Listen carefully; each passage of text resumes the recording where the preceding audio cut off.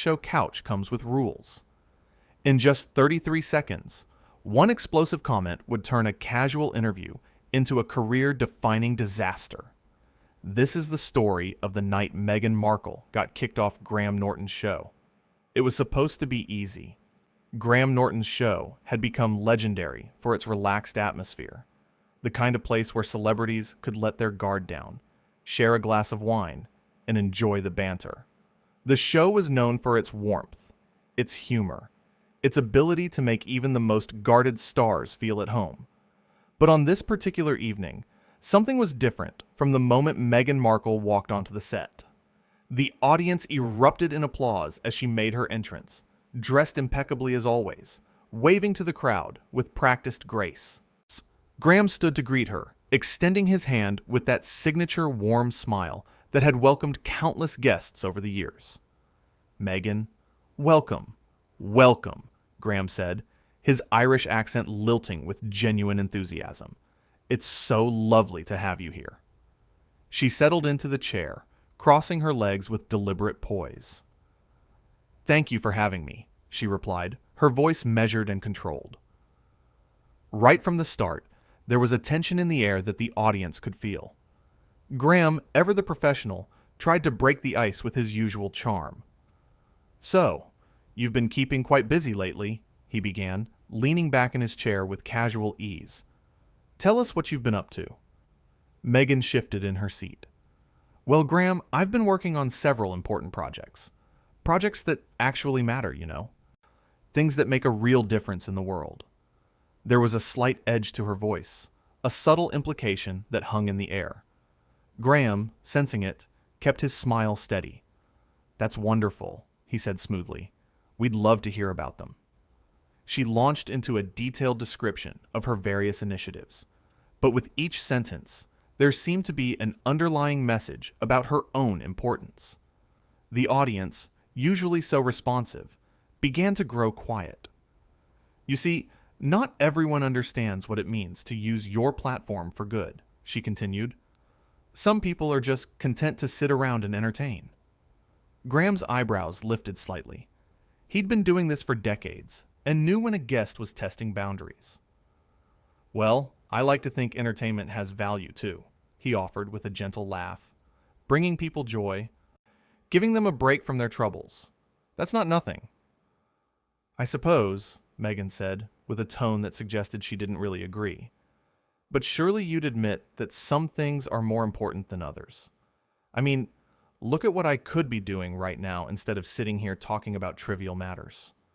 Graham's smile tightened slightly. "Well, our millions of viewers don't seem to think what we do is trivial. They tune in every week because they enjoy it. They value it." "Of course they do," Meghan said with a dismissive wave of her hand. "People enjoy lots of things that don't really matter in the grand scheme of things. That's just human nature." The audience shifted uncomfortably. This wasn't the playful banter they'd come to expect. This felt pointed, almost confrontational. Graham, ever the professional, he had tried to steer the conversation to lighter waters. "Let's talk about your time in the spotlight. You've certainly experienced quite a journey. How do you handle all the attention?" Meghan's expression hardened.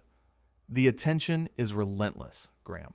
You couldn't possibly understand what it's like to be scrutinized the way I am. Every single move I make is analyzed, criticized. It's exhausting." "I imagine it's very difficult," Graham said sympathetically. "Though I think many people in the public eye face similar challenges." "Not like this," she shot back. "My situation is unique. The level of persecution I face is unlike anything anyone else has experienced." The audience had gone completely silent now. Even Graham's practiced smile was beginning to show cracks. He glanced at his producer off camera, then back at his guest. "Well," he said carefully, "I think we can all agree that being in the public eye comes with challenges. But you've also had incredible opportunities, haven't you? The platform you mentioned using for good." Meghan's eyes narrowed. "Are you suggesting I should be grateful for the harassment?" "Not at all," Graham said quickly, maintaining his composure. "I'm simply saying that with the challenges also come opportunities. That's true for most people in your position. Most people aren't in my position, she said sharply. That's exactly my point. Graham took a breath, his legendary patience being tested. The atmosphere in the studio was growing more uncomfortable by the second. Even the cameramen were exchanging worried glances. This was not how interviews were supposed to go. He decided to try once more to lighten things up. Listen, Meghan, he said, leaning forward slightly, I understand you're passionate about your work. That's admirable. But this show has its own value too. We've raised millions for charity over the years. We've given people a chance to laugh during difficult times. That's not nothing. Meghan's expression didn't soften. Charity is wonderful, Graham. But real change requires more than just writing checks and making people laugh for an hour. Tell you what, he said with forced brightness, why don't we talk about something fun? I heard you've been learning to cook some traditional dishes. Any disasters in the kitchen we should know about? Meghan looked at him as if he'd just asked the most offensive question imaginable. I don't think my cooking skills are really relevant to the important work I'm doing, Graham. Right. Of course, Graham said, his smile becoming slightly strained. I just thought, a bit of lighthearted chat. That's rather what we do here. Maybe that's the problem, Meghan said, and there was a pointed edge to her voice now. Maybe we should be having more serious conversations instead of these shallow exchanges about cooking and celebrities. The audience gasped. You could have heard a pin drop in that studio. Graham's face remained calm, but his eyes had gone steely. This was his show, his format, and she'd just insulted everything he'd built over his career. I see, Graham said quietly. Well, Meghan, this show has been bringing joy to millions of people for many years. We pride ourselves on creating a space where people can relax, laugh, and yes, have some lighthearted fun. If that's not something you value, perhaps we're not the right fit. Meghan's expression shifted. For a moment, she seemed to realize she'd gone too far. But instead of backing down, she doubled down. You're right, she said coolly. Maybe we're not. Maybe I expected too much, thinking we could have an intelligent conversation here. The audience let out a collective sound of shock. Several people in the front row had their hands over their mouths. Graham sat perfectly still for a moment, and then something remarkable happened. He smiled, but it wasn't his usual warm smile. This was different. This was the smile of a man who'd had quite enough. You know what, Meghan, Graham said, his voice still calm but carrying an unmistakable authority. I've been doing this show for a very long time. I've interviewed presidents, prime ministers, the biggest stars in the world. And you know what they all understand? They understand that coming on a talk show is a privilege, not a platform for condescension. Meghan's face flushed. Excuse me? I think you heard me, Graham continued, and now his Irish accent seemed more pronounced, his words clipped and precise. You've come onto my show, insulted the format, insulted what we do here, and frankly, insulted the intelligence of everyone watching, and I won't have it. How dare you? Meghan started, but Graham held up his hand. No, he said firmly. How dare you? You come here acting like you're above this show, above this audience, above the very medium that helped make you famous in the first place. You talk about using your platform for good, but what you're doing right now is using your platform to be rude and dismissive. The audience began to applaud. It started with one person, then another, and within seconds the entire studio was clapping. Meghan looked around in apparent disbelief. This is ridiculous, she said, her voice rising. You're making a scene over nothing. I'm making a scene? Graham asked, and there was genuine incredulity in his voice.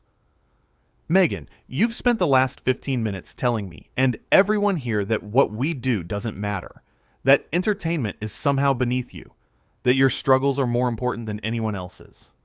You've been condescending, you've been rude, and you've shown absolutely no respect for this show or its audience. I was simply trying to have a meaningful conversation, Meghan protested, but her voice had lost some of its earlier confidence. No, Graham said, shaking his head. You were trying to use my show as a soapbox while simultaneously looking down on it. And I'm afraid that's not how this works. This is my show. These are my guests, my audience, my crew, and we treat each other with respect here. Meghan stood up abruptly, her chair scraping against the floor. I don't have to sit here and be lectured by you. You're absolutely right, Graham said, also standing. You don't. In fact, I think it's best if you leave. This is my show, and I have standards for how guests behave. You've crossed the line. Standards? Meghan laughed, but there was no humor in it. You want to talk about standards. You run a show where people get drunk and play silly games. Don't lecture me about standards. The audience gasped again, louder this time. Several people shook their heads in disbelief. Or Graham's expression remained calm, but his voice grew firmer. Those silly games, as you call them, have brought joy to millions. Those conversations over a glass of wine have helped people open up and be themselves. We've had some of the most respected people in the world on this show, and they've all managed to have fun without being condescending. Clearly, that's too much to ask from you. The audience went completely silent. This was unprecedented. In all the years Graham Norton had been hosting his show, he had never asked a guest to leave. Not once. The tension in the room was electric. Meghan stared at him, her mouth slightly open. You're kicking me off your show? I am, Graham said calmly, because this is supposed to be a fun, welcoming environment. And right now, you're making everyone uncomfortable with your attitude and your disrespect. So yes, I'm asking you to leave. This is outrageous, Meghan said, her voice shaking now. Do you have any idea who I am? And there it was, the line that would echo through social media for weeks to come. Graham looked at her for a long moment, and when he spoke, his voice was gentle but firm. I know exactly who you are, he said quietly.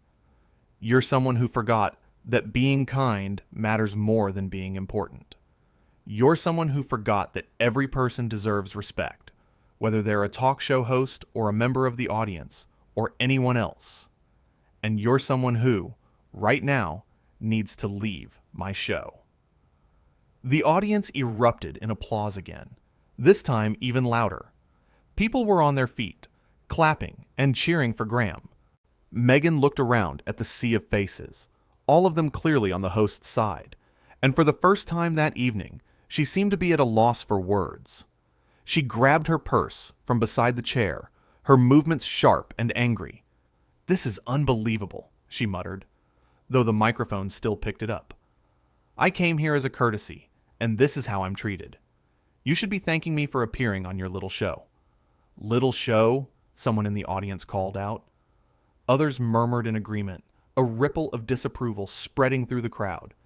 They were done being polite.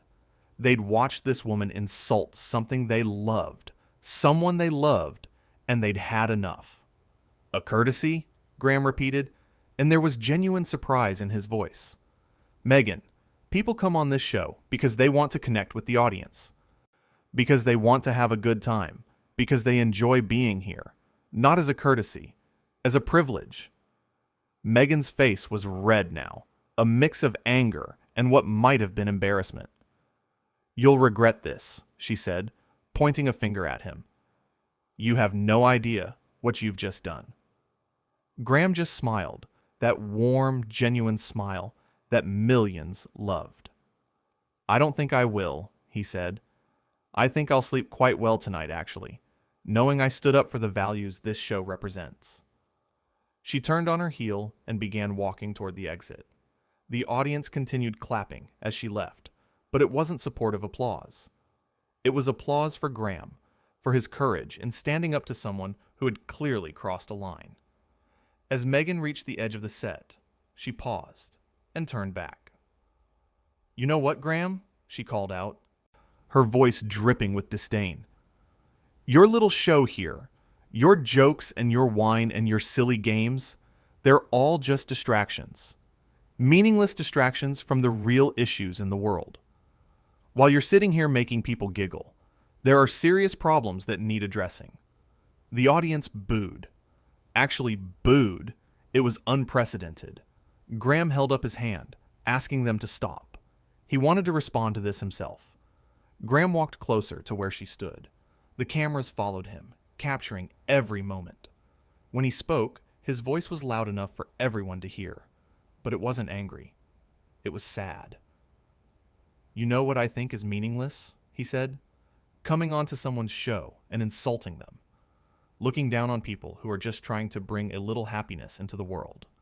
Acting like you're the only person who's ever faced hardship or criticism.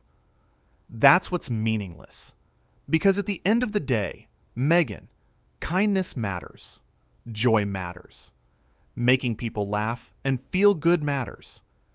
And if you can't see that, then I genuinely feel sorry for you." The studio fell silent. Even the crew, usually busy with their tasks, had stopped to watch. Meghan opened her mouth as if to respond, but nothing came out. She looked at Graham, then at the audience, then back at Graham. "Goodbye, Meghan," Graham said quietly. She turned without another word and walked off the set. The sound of her heels clicking against the floor echoed through the silent studio until she disappeared through the exit. The door closed behind her with a soft thud. For a moment, nobody moved. Graham stood there, looking at the empty doorway, taking a deep breath. Then he turned back to the audience and the cameras, and slowly that famous smile returned to his face. "Well," he said, and there was a slight shake in his voice that betrayed how much that confrontation had affected him. "That was unexpected." The audience laughed, a release of all the tension that had been building. Then they stood up and gave Graham the longest, loudest standing ovation he'd ever received. People were cheering. Some were even crying, moved by his quiet dignity in the face of such rudeness. Graham waited for the applause to die down, his eyes glistening slightly. "Thank you," he said softly. "Thank you so much. You know, I've been doing this job for a long time, and I've always believed that this show is about bringing people together, about creating a space where everyone feels welcome, where we can all have a laugh and forget our troubles for a while." He paused, collecting himself. "And I will never, ever apologize for that. Because making people happy, giving them something to smile about, that's not meaningless. That's everything." More applause. Graham held up his hand, asking for quiet. "Now," he said, his smile growing wider, "we still have a show to do, and I promise you, the rest of the evening will be much more fun." The audience cheered again. One woman in the front row stood up and shouted, "We love you, Graham." Others joined in, echoing the sentiment. Graham looked genuinely touched. "I love you too," he said, placing his hand over his heart. "All of you. That's why we do this. That's why this show exists." He walked back to his chair and sat down, straightening his jacket. The cameras remained on him as he took a sip of water, composing himself. Then he looked directly at the camera, that twinkle returning to his eye. "Right then," he said, his tone shifting back to that familiar warmth. "Where were we? Oh yes, we have some absolutely brilliant guests coming up. People who understand what this show is about. People who are here to have fun and make you laugh." The band started playing, the audience clapped along, and just like that, the show continued. But everyone in that studio knew they'd witnessed something remarkable. They'd seen a man stand up for his values, defend his show and his audience, and do it all with grace and dignity. Backstage, crew members were buzzing about what had just happened. The producer was on the phone, no doubt dealing with the fallout that would inevitably come. But Graham remained focused on his job, on bringing joy to the people watching. The confrontation had lasted less than 20 minutes from start to finish, but it had felt like hours. The shift from a normal interview to a full-blown clash had been gradual at first, then sudden. Each dismissive comment from Meghan had built on the last, each condescending remark adding another layer of tension, until finally, with that one question, Do you have any idea who I am? The whole thing had exploded, and Graham had handled it perfectly. He hadn't lost his temper. He hadn't shouted or become aggressive. He'd simply stood his ground, defended his show and his values, and when it became clear that Meghan wasn't going to change her attitude, he'd asked her to leave. It was simple, direct, and absolutely justified. As the evening went on and the other guests came out, the energy in the studio was electric. Everyone there felt like they'd been part of something important. They'd seen someone stand up against entitlement, against rudeness, against the idea that fame gives you the right to look down on others. Between segments, during the commercial breaks, audience members would lean over to each other and whisper about what they'd witnessed. Can you believe that happened? I can't wait to tell everyone about this. Graham was absolutely right. The consensus was unanimous. He'd done the right thing. The rest of the show went smoothly. The other guests were delightful, funny, and respectful. They played the games, told their stories, and helped Graham create the kind of warm, entertaining atmosphere that had made the show so beloved. It was a stark contrast to what had come before, and it only reinforced how out of line Meghan's behavior had been. As the show drew to a close and Graham said his goodbyes to the audience, there was a sense that something had changed. This wasn't just another episode. This was the night Graham Norton showed the world that kindness and respect matter, that entertainment has value, and that no amount of fame or status gives anyone the right to be rude. The cameras stopped rolling. The audience filed out, still buzzing with excitement about what they'd seen. Graham sat in his chair for a moment, alone on the set, and let out a long breath.